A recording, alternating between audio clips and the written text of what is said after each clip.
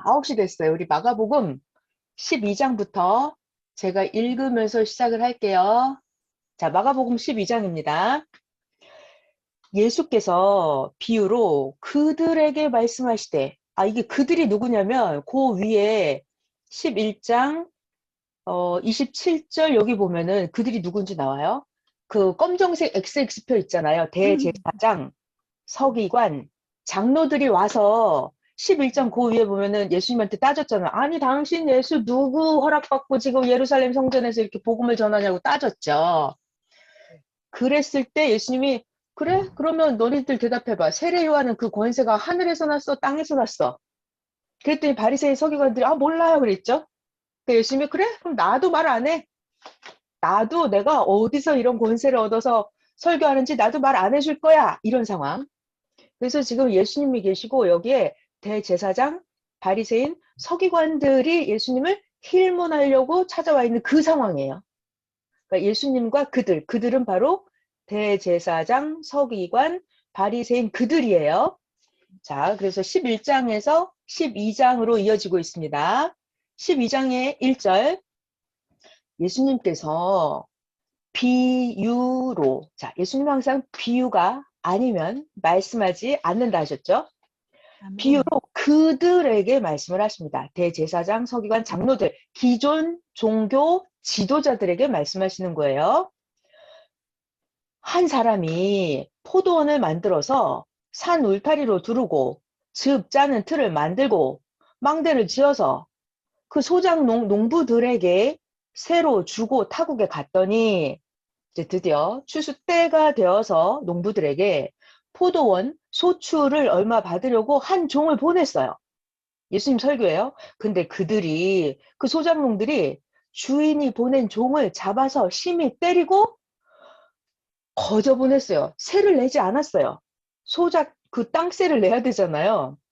그래서 4절 주인이 다시 다른 종을 보내니 그 종의 머리에 상처를 내고 능욕을 하였거늘 소작 농부들이 5절 주인이 또 다른 종을 보내니 그들이 그 주인이 보낸 종을 죽여버리고 또 그 외 많은 종들도 더러는 때리고 더러는 죽인지라. 자, 6절 이제 한 사람이 남았으니 그는 누구냐면 그 포도원 주인이 사랑하는 자기 아들이라. 최후로 자기의 아들을 보내며 이르되 이는 내 아들이니까 농부들이 존대할 거야 라고 생각을 하고 보냈어요. 그런데 7절 그 농부들이 서로 말하되 아니 이거 주인 상속자잖아. 자 죽이자. 그러면 그 유산이 우리 것이 되겠다. 라고 하면서 8절 이에 그 아들을 잡아 죽여 포도원 밖에 내던졌느니라. 자, 그럼 여러분 생각에 어떨 것 같아요? 예수님의 질문이에요. 9절 포도원 주인이 어떻게 하겠느냐? 와서 그 농부들을 진멸하고 포도원을 다른 사람들에게 주리라. 자, 그죠? 여러분들도 생각을 해봐요. 여러분이 포도원 주인인데 땅세를 받으려 보냈더니 종들을 능욕하고 때리고 죽이고 마지막에 내 아들을 보냈더니 상속자라고 내 아들을 죽여버렸어요. 이 포도원 주인이 증세가 어때요? 기분이? 머리에서 그죠? 그래서 어떻게 해요? 포도원을 주인이 빼앗아서 때에 따라서 적당한 땅세 소출을 바칠 만한 다른 소작할 사람들에게 농부들에게 땅을 맡기겠죠? 자, 예수님 설교 계속 이어집니다. 10절. 자, 예수님은 이거를 비유로 말씀하신다고 그랬어요. 10절. 너희들 성경에 구약 성경에 예언 기록되어 있는 거 알지 못하느냐? 건축자들이 버린 돌이 모퉁이의 머릿돌이 되었나니 이것은 주로 말미암아 된 것이요 우리 눈에 놀랍도다 함을 너희들 읽어보지 못하였느냐. 자, 이게 지금 누구한테 말씀하신다고 예수님이? 바리새인 서기관 장로들에게 하시는 말씀이에요. 자, 지금 이 포도원 비유 종을 보내고 또 다른 종을 보내고 아들을 보냈는데 아들을 죽여버리고 이 사건. 자, 이 사건을 두고 예수님이 성경에 어떻게 예언이 되어 있다 그랬어요? 자, 이거 굉장히 중요한 비유입니다. 비유. 10절. 건축자들의 버린 돌이 모퉁이의 머릿돌이 되었나니 이것은 주로 말미암아 된 것이요 우리 눈에 놀랍도다 하며 읽어보지 아니하였느냐. 12절 그들이 제사장 서기관들이 예수님의 이 비유가 자기들을 가리켜 말씀하신 줄 알고 예수님을 잡고자 합니다. 예수님을 잡고자 하되 무리를 군중들을 두려워하여 예수를 놔두고 가니라. 자, 여러분 저를 봐보세요. 제가 설명을 해볼게요. 성경에는 양, 뭐 소, 돼지, 닭, 참새, 제비 많이 나옵니다. 그 중에 해, 달, 별, 구름, 나무, 그리고 돌, 반석, 바위 이것들이 다 비유예요. 그것들이 무엇을 비유하냐면 사람을 비유하는 거예요. 세례 요한이 설교할 때도 예수님 설교 돌들이 소리친다 그래요. 돌들. 이 돌은 바로 사람을 비유하는 거예요. 자, 그리고 그리스도를 메시아를 비유할 때 반석이라고 비유합니다. 반석. 예수님을 반석 돌이라고 비유해요. 돌. 자, 여러분 우리가 집을 지을 때 기초돌, 주춧돌을 짓죠? 주춧돌을 놓고 집을 짓죠. 자, 그래서 10절에 예수님은 성경의 구약 전문가라고 그랬어요. 그래서 예수님은 구약 성경의 예언을 알고 있었어요. 예언이 어떤 예언이 있었냐면 10절 건축자들이 버린 돌이 모퉁이의 머릿돌이 되었다. 자, 이게 무슨 말이었을까요? 건축자들이 버린 돌이 모퉁이의 머릿돌이 되었다. 정말 어마어마한 말씀이죠. 자, 여러분 이 돌죠? 자, 돌이라고 하는 것은 뭘 비유한다? 사람을 비유하는 거예요. 사람. 자, 그런데 지금 예수님의 설교가 이렇게 말씀을 하고 계십니다. 예수님의 설교가 자, 건축자들이 버린 돌 이것이 뭐가 되었다? 모퉁이의 머릿돌이 되었다. 자, 이것은 지금 비유로 말씀하고 계신 거거든요. 자, 그러면 건축자들이 버린 돌. 이 건축자는 누구냐면은 이 건축자는 바로 기존 신앙 종교의 지도자들이에요. 그들이 신앙의 건축을 하는 자들이에요. 내 영혼의 집을 지어주는 자들이에요. 건축자들이에요. 건축자들이 버린 돌. 자, 집을 지을 때는 돌이 있어야 돼요. 돌도 있고 나무도 있고 뭐 흙도 있고 있어야 되는데 기초돌, 주춧돌을 놓을 때 돌이 있어야 돼. 아주 큰 돌, 튼튼한 돌, 무너지지 않는 돌이 있어야 돼요. 자, 건축자들이 신앙의 집을 짓는데 이 버린 돌이 있어요. 이 돌은 누구를 상징하냐면 지금 예수님을 상징하는 거예요. 메시아. 그래서 유대 종교 지도자들, 바리새인, 서기관, 장로들이 건축자들이 버렸다고요. 누구를? 예수님을. 메시아를 버렸다고요. 자, 그런데 건축자들이 버린 돌, 그 예수님이 뭐가 되었어요? 모퉁이의 머릿돌이 되었다. 모퉁이라고 하는 것은 이렇게 길을 돌아갈 때 여기가 코너, 이런 데가 모퉁이죠. 모퉁이. 여기에 머릿돌이 되었대요. 여기에 머릿돌. 머릿돌이 되었다. 누가? 예수님이. 자, 이게 다시 한번 그려볼게요. 이게 무슨 말씀이냐면은 구약 역사가 있었습니다. 이렇게 구약 역사가 있었어요. 그러면 이 구약이 끝나고, 자, 여기가 끝이 납니다. 끝. 구약 역사가 끝나죠. 그럼 구약 역사가 끝나면은 이제 다시 무엇이? 신약 역사가 시작을 합니다. 기존 종교의 지도자들, 건축자들, 그가 누구예요? 바리새인, 서기관, 제사장, 이 사람들 있잖아요. 장로들. 이 사람들이 기존 종교의 건축가들이에요. 그들이 버린 돌, 누굴 버렸어요? 예수님을 버렸어요. 예수님 반석이에요. 돌이에요. 버렸다고요. 근데 그 돌이, 버린 돌이 뭐가 됐다? 모퉁이의 머릿돌이 되었다. 여기 머릿돌. 머릿돌이 되었다. 무슨 말씀일까요? 그러니까는 이 신약 역사는 누구로부터 시작한다? 예수님. 그렇죠. 신약 역사는 예수님으로부터 시작하요. 예수님, 메시아, 예수님으로부터. 자, 그래서 기존 종교에 그들이 버린 돌, 예수님, 그가 바로 여기 모퉁이의 머릿돌, 예수님으로부터 신약 역사가 시작되었다라는 말이에요. 그래서 이거는 엄청난 말씀인데 이것이 구약에 이렇게 비유로 예언이 되어 있어요. 비유로. 비유로 예언이 되어 있기 때문에 바리새인들 서기관들이 알기도 하고 모르기도 하고. 자, 그러니까 예수님이 지금 포도원 비유를 하셨죠. 포도원을 주인이 짓고 종을 보냈는데 죽이고 또 다른 종을 보냈는데 죽이고 마지막에 내 아들을 보냈더니 이 농부들이 아들을 죽여버렸다. 자, 이 비유를 풀어볼까요? 이 포도원 주인은 누구예요? 하나님. 하나님이죠, 하나님. 그래서 때를 따라 소작을 받으려고 종을 보냈어요. 종이 누굴까요? 선지자들을 보내시는 거예요.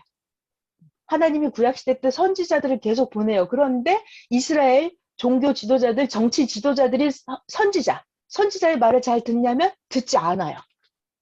선지자들을 모욕하고 핍박하고 감옥에 가두고 채찍질하고 진흙탕에 쳐박고 이렇게 합니다. 그래서 하나님이 또 다른 선지자를 보내요. 그럼 또 핍박을 해요. 그래서 마지막에 포도원 주인이 아들을 보내죠. 비유를 풀면 하나님의 아들 독생자 메시아 예수님을 보내죠. 예수님을 보냈는데 땅에 있던 종교 지도자들이 어떻게 했어요? 예수님을 상속자 아니야. 죽이고 우리가 차지하자. 이렇게 해서 그 시대 종교 지도자들이 예수님을 십자가에 돌아가시게 하는 그 사건을 구약에 예언이 되어 있었다고요. 어떻게? 10절에 보면 건축자들의 버린 돌이 모퉁이의 머릿돌이 되었다. 이것은 11절 주로 말미암아 된 것이요 우리 눈에 놀랍도다 함을 너희가 읽어보지 못하였느냐. 정확하게 구약 성경의 기록 예언이 되어 있었어요. 그러니까 예수님은 구약을 아주 구약 성경의 전문가이셨습니다. 자, 그랬더니 12절에 그들이 누구예요? 지금 바리새인, 제사장, 서기관, 장로들 그들 기존 종교 지도자들이죠. 기존 종교의 건축가들이죠. 12절 그들이 예수님의 이 비유가 자기들을 가리켜 말씀하신 줄 알고 예수님을 잡고자 하되 무리를 두려워하여 예수님을 놔두고 그냥 가니라. 자, 여기까지 상황 잘 이해되시죠? 네. 넘어가겠습니다. 13절. 자, 자, 검정 엑스표에 누구냐면 계속해서 바리새인, 서기관, 장로들, 제사장 그들이에요. 그들이 예수님의 말씀을 뭐 하려고? 책 잡으려고. 예수님의 말 꼬투리를 잡으려고. 예수가 말을 잘못하기만 해봐라 하고 꼬투리를 잡으려고 바리새인과 헤롯 땅 중에서 사람을 예수님께 보냅니다. 자, 14절. 그들이 와서 헤롯 땅 바리새인 그들이 예수님께 보낸 자들이에요. 예수님께 와서 또 꼬투리를 잡으려고 합니다. 지금 우리가 아는데 예수 선생 당신은 참되시고 아무도 꺼리는 일이 없으시니 당신은 사람을 외모로 보지 않고 오직 진리로서 하나님의 도를 가르치심이니이다. 자, 그러면 우리가 가이사에게 세금을 바치는 것이 옳습니까? 가이사에게 세금을 바치지 않는 것이 옳습니까? 자, 가이사는 그때 로마 압제 시대 때 로마의 황제를 말하는 거예요, 지금. 자, 그러니까 기존 종교 지도자들이 예수님을 책 잡으려고, 꼬투리 잡으려고 하는 말이에요, 지금. 자, 우리가 가이사에게 세금을 내야 돼요? 세금을 내지 말아야 돼요? 그러니까 예수님이 만약 세금을 내야 된다라고 하면은, 아니, 이거 우리가 로마한테 세금을 내란 말이야? 그걸 또 꼬투리 잡을 거고, 세금을 내지 마라 그러면 가이사에게 반역하는 자다 하면서 예수님을 또 책 잡을 거예요. 그러니까 이 서기관들은, 제사장, 바리새인들은 항상 예수님이 이러지도 못하고 저러지도 못하게 하는 그런 이상한 질문을 가지고 와서 예수님을 함정에 빠뜨리려고 하는 질문이에요, 지금. 이때 15절에 가면 예수님이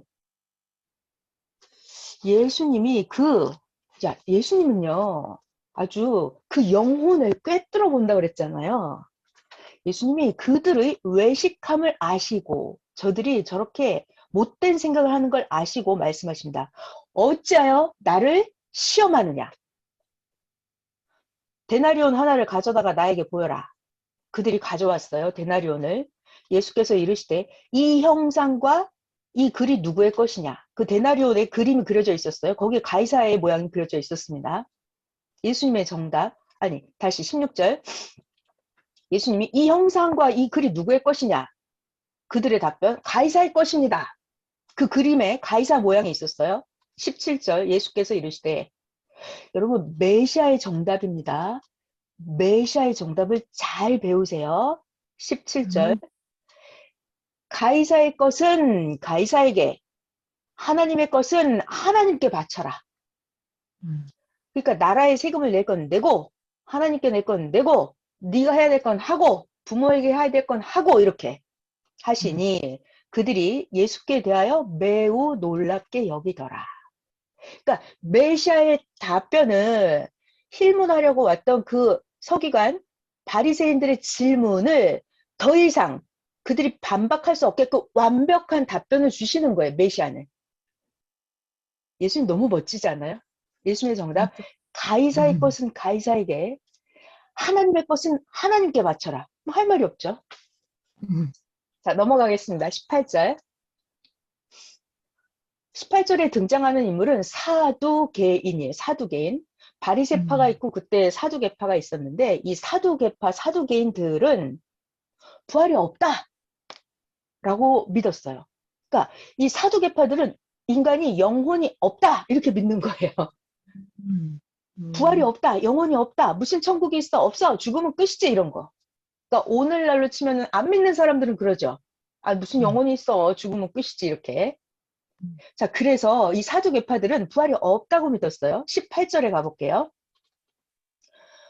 부활이 없다고 하는 사두개인들이 예수님께 또 따져 물으러 옵니다. 여러분 여기 잘 보셔야 돼요. 19절 질문하는 거예요. 아, 선생님, 아니 모세가 우리에게 써주기를 어떤 사람이 형이 있는데 이 집이 7형제가 있어요. 7형제. 첫 번째 형이 자식이 없이 아내를 두고 죽으면 그 두 번째 동생이 그 형수, 그 아내를 취하여 형을 위하여 상속자를 세울지니라 하였나이다. 이 집에 7형제가 있었는데 마지가 아내를 취하였다가 상속자가 없이 죽고 21절 둘째도 그 큰 형수죠. 취하였다가 상속자가 없이 죽고 셋째도 그렇게 하여 22절 7명이 다 상속자가 없었고 최후에 그 형수 여자도 죽었나이다. 23절 7명 형제가 전부 다 그 여자를 그 형수를 아내로 취하였으니 따지는 거예요. 지금. 그럼 부활 때 아니 영혼이 있다면서요. 부활한다면서요. 그럼 부활할 때 그들이 다 살아나면 이 여자는 그 중에 누구의 아내가 되겠습니까? 이게 또 예수님을 힐문하려고 하는 질문이에요. 24절 여기 메시아의 답변입니다. 예수님이 답변하세요. 사두개파에게 너희가 성경도 하나님의 능력도 알지 못함으로 너희들 오해하는 것이 아니냐. 25절 사람이 잘 들어 여기 사람이 죽은 자 가운데서 살아날 때는 장가도 아니가고 시집도 아니가고 하늘에 있는 천사들과 같으니라.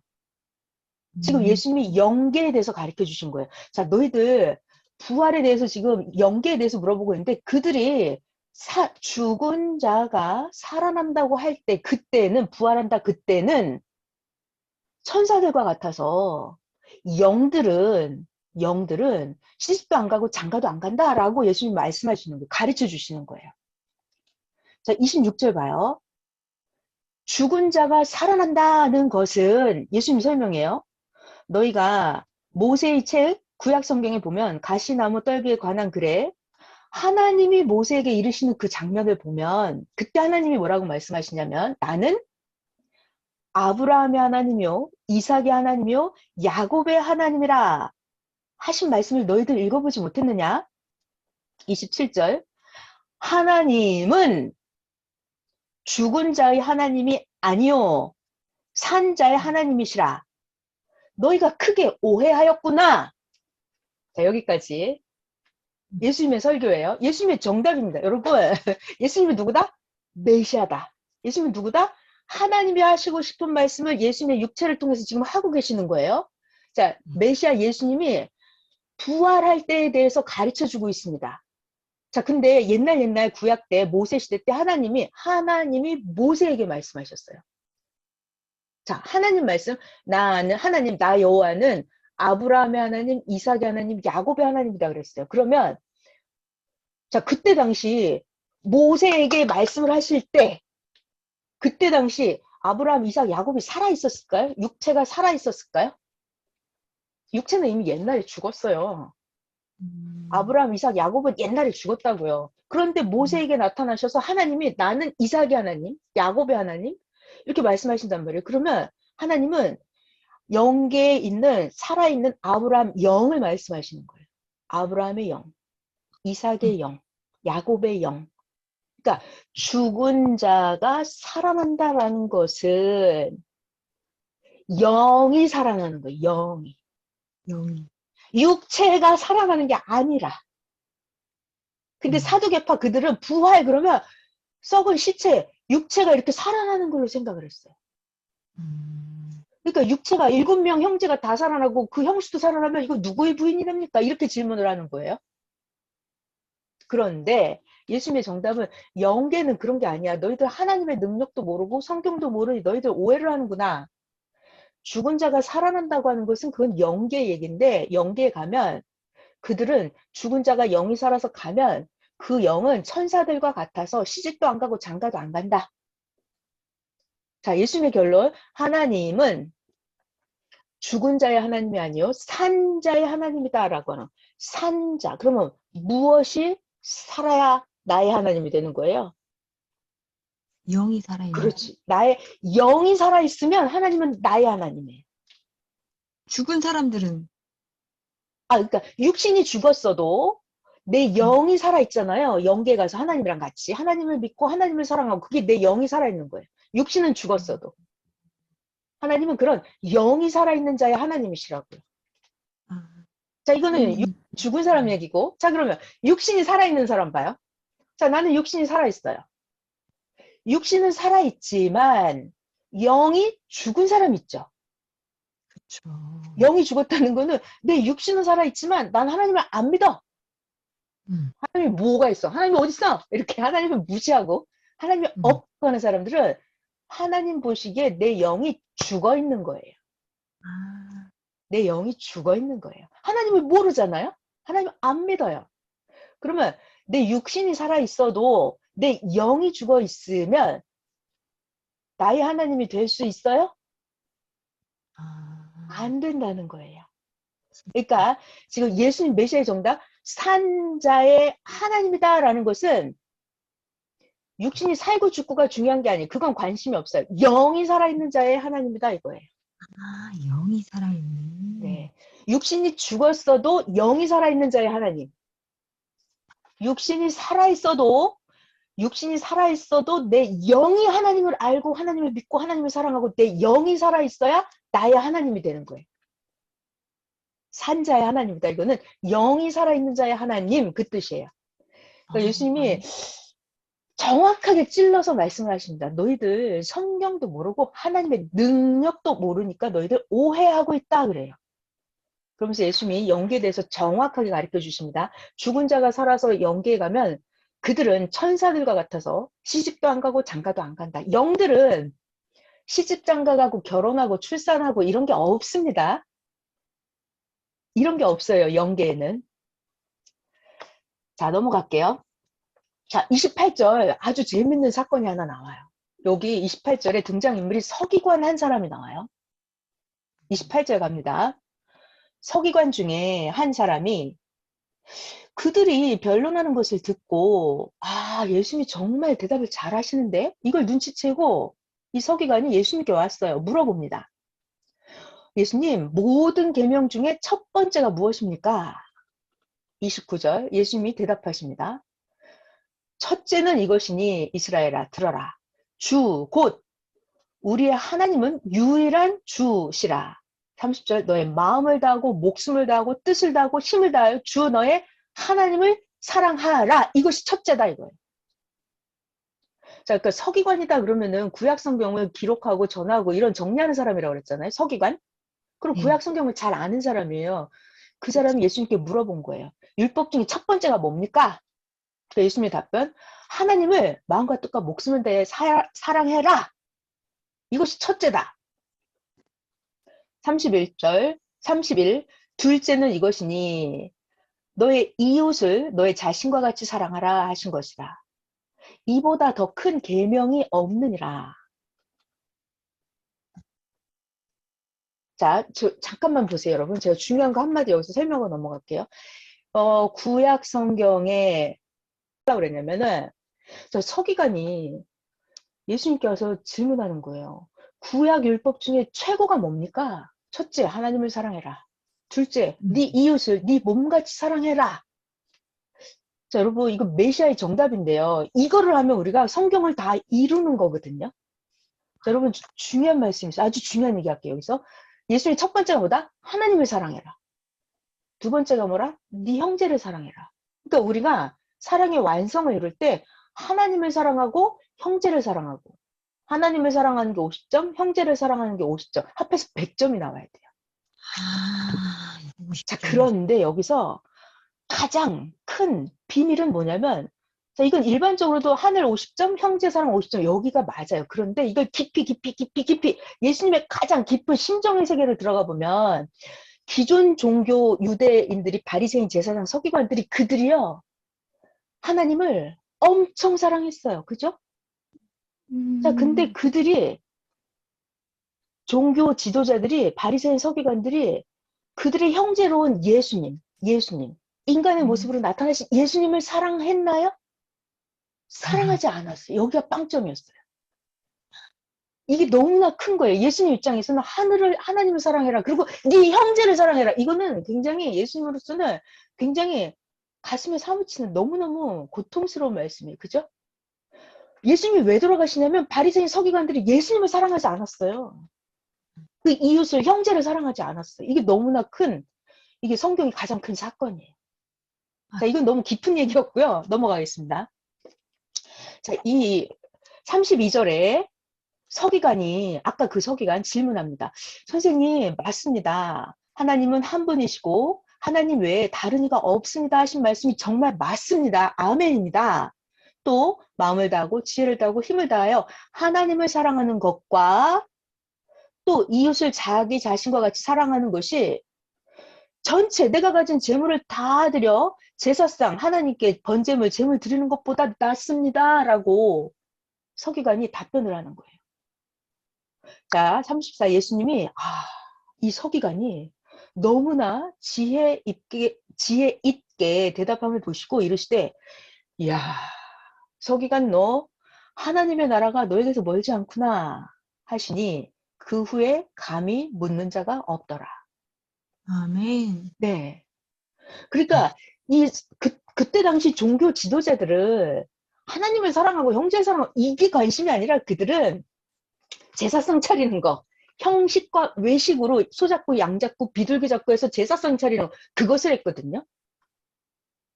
근데 이 서기관이 뭐라 그래? 맞아요. 예수님, 당신의 말씀이 맞습니다. 하나님을 사랑하고 형제를 내 몸같이 사랑하는 그것이 내가 제사상을 내 모든 걸 다 드려 형식적으로 제사상 차리는 것보다 이것이 더 낫습니다라고 서기관이 답변을 한 거예요. 그러니까 이 서기관은 그래도 진심 어린 신앙생활을 하는 자였죠. 예수님의 말귀를 알아들은 자예요. 자, 그때 예수님의 정답 34절. 34절 다시 읽을게요. 예수께서 그 서기관이 지혜 있게 대답함을 보시고 말씀하십니다. 야, 너 하나님의 나라가 멀지 않았구나. 너에게 하나님의 나라가 멀지 않았구나. 말씀하십니다. 그 후에는 감히 묻는 자가 없더라. 자, 여러분 여기서 질문할게요, 제가. 예수님이 서기관에게 너한테 하나님의 나라가 멀지 않았구나. 너 아주 하나님의 나라가 가까워라고 말씀하십니다. 이게 무슨 말일까요? 하나님의 나라는 어디에 있다고요? 나중에 뒤에 장면에 보면 바리새인들이 물어봐요. 하나님 나라가 어디 있냐고.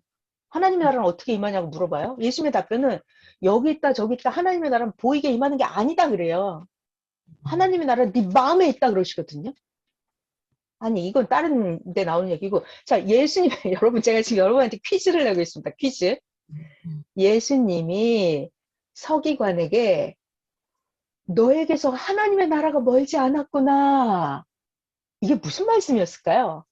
마이크 풀고 답변 한번 해보세요.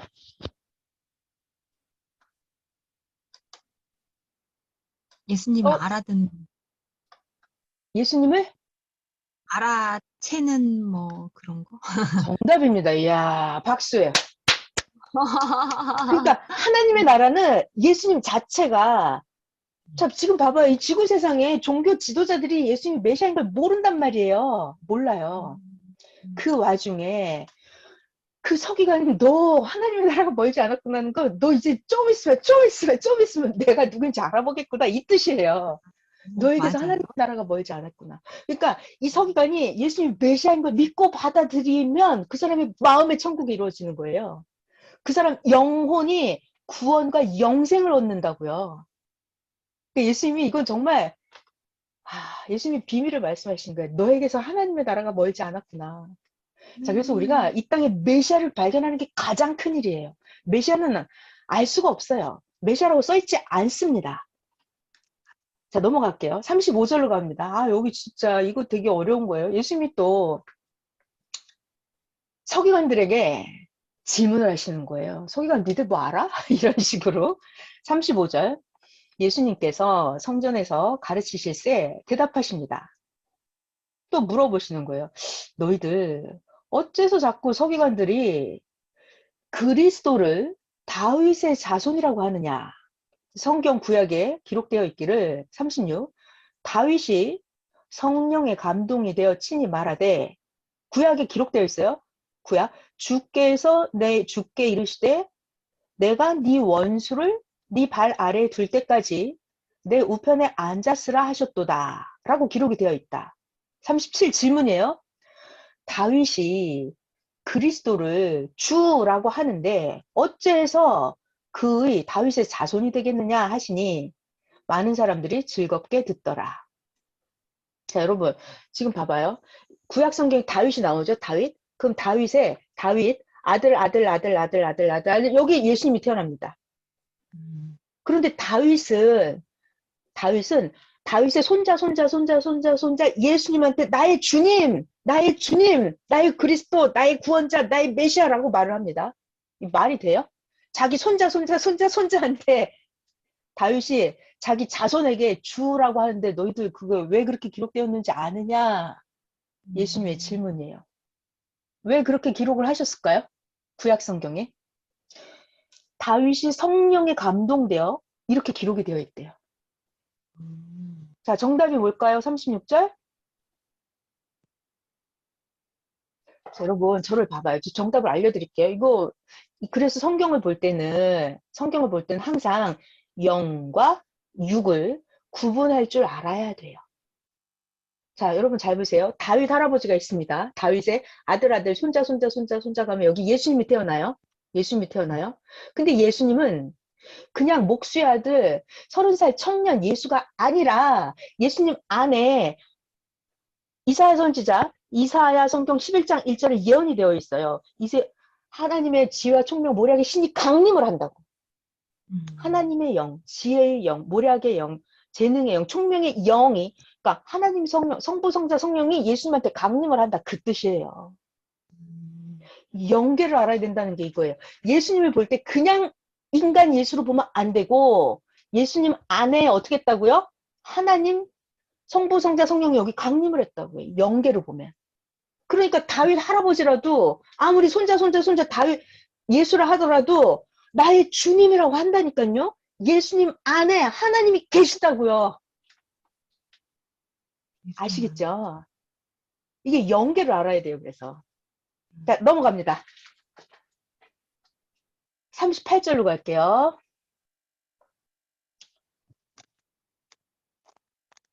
예수께서 가르치실 때 예수님이 교육을 해주십니다. 야, 너희들 긴 옷 입고 다니는 사람, 시장에서 문안 받는 걸 좋아하는 사람, 회당 높은 자리 앉고 잔치 윗자리를 원하는 그런 서기관들을 삼가해라. 그러니까 그 시대에 종교 지도자들이 얼마나 형식적이었는지를 예수님이 말씀하시고 계시죠. 그런 자들을 조심하라는 거예요. 40절. 그들은 그러니까 높은 자리에 앉기를 좋아하고 시장에서 문안 받는 걸 좋아하고 긴 옷을 입고 거룩한 척하고 다니는 그들. 40절. 그들은 여러분 이거 잘 봐야 돼요. 그런 형식적이고 외식적인 거짓 신앙을 하는 그들은 과부의 가산을 삼키며 외식으로 길게 기도하는 자들이다. 그런 자들은 그 받는 판결이 더욱 중하리라 하시니라. 자, 여러분, 영적으로 종교 지도자들이 이런 거 많죠. 현실에도 과부의 가산을 삼키며 외식으로 길게 기도하고 회원들을, 성도들을 괴롭히고, 요즘 뭐 사건 사고 뉴스 많잖아요. 그러니까 그 시대에도 그랬고 오늘날도 그래요. 그러니까 그런 자들을 조심해라. 메시아가 가르쳐 주시는 거예요. 자, 넘어갑니다. 41절. 여러분, 이거 읽으면 현실에서 이거 자기가 진짜 조심해야 돼요. 이렇게. 아, 이거 예수님이 메시아가 이렇게 가르쳐 주셨지? 하고. 이 지도자들을 볼 때 진짜 영적인, 진짜 하나님을 섬기는 자인지 형식으로 신앙을 하는 척 하면서 나를 괴롭히는 자인지 여러분 분간하셔야 됩니다. 네. 네. 자, 41절 갈게요. 예수님 너무 멋지세요. 41절 보면 예수께서 헌금함을 대하여 앉으사 무리가 군중들이 어떻게 헌금함에 돈을 넣는가를 보셨어요. 보고 계시니까 여러 부자들은 헌금함에 돈을 많이 넣는데 42절에 한 가난한 과부는 와서 2렙돈 곧 한 고드란트를 넣는지라. 이 돈이 얼마 안 되는 아주 작은 돈인가 봐요. 한 가난한 과부가. 자, 이걸 보시고 43절 예수님이 제자들을 불러다가 말씀하십니다. 야, 내가 진실로 너희들에게 가르쳐 주는데 이 가난한 과부가 헌금함에 돈 넣는 모든 사람들보다 더 많이 헌금을 넣었다.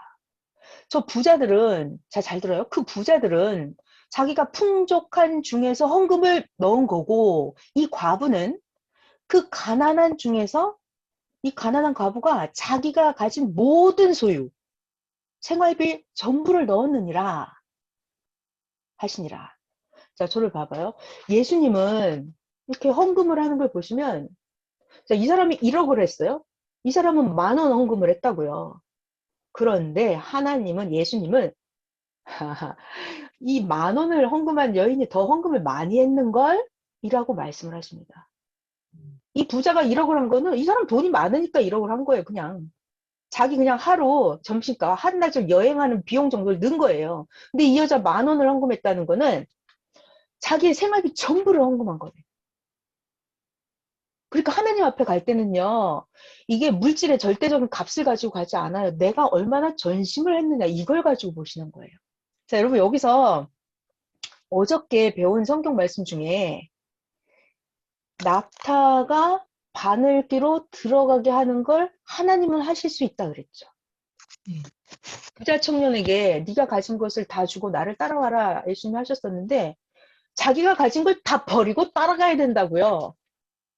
근데 이 가난한 과부 이 여자는 자기의 생활비 전부를 넣었대요. 그러니까 이 여자는 자기가 가진 걸 다 드리고 예수님을 따라간 거잖아요. 그러니까 이 여자는 그 낙타가 바늘귀로 들어가는 걸 이룬 여자예요. 가난한 과부. 그러니까 어저께 성경이 그랬어요. 인간은 할 수 없는데 하나님은 하실 수 있다 그랬거든요. 여러분, 영계 하나님은 계산하시는 방식이 달라요. 그러니까 우리가 눈에 보이는 육적인 걸로 계산을 하고 이렇게 하면 안 됩니다. 그러니까 하나님 앞에는 무엇으로 간다? 나의 마음, 나의 정성, 나의 진심 어린 사랑, 나의 간절함 이걸로 가는 거예요. 내가 돈이 많다고 해서 천국을 가고 이게 아닙니다. 내가 면죄부로 돈 주고 살 수 있는 것도 아니고요. 선생님은 이런 말씀 하시더라고요. 하나님 사랑하는데 돈이 안 들어 이러시더라고요. 그리고 하나님 사랑하는데 특별한 기술이 없어 그러시더라고요. 그러니까 만약에 히말라야 산맥을 올라간다, 산을 간다, 그럼 뭐 등산 장비가 필요하고 뭐 운동을 해야 되고 뭐 기술이 있어야 되죠. 근데 하나님을 사랑하는 건 돈이 안 들어 이러셔. 특별한 기술이 없어도 돼 이러시더라고요. 그래서 저 너무 좋더라고요. 아, 하나님을 사랑하고 그냥 내 마음으로 사랑하면 되는구나. 내가 전심으로 하면 되는 거예요. 그거를 하나님이 알아주신단 말이에요. 그래서 저는 이 장면을 보면서 예수님한테, 메시아한테 완전 뿅 갔어요. 하나님한테 완전 반했습니다. 계산법이 틀려요. 하나님은 진짜 낙타가 바늘귀로 들어가게 하는 거를 가능하게 하십니다. 넘어갈게요. 13장 갑니다.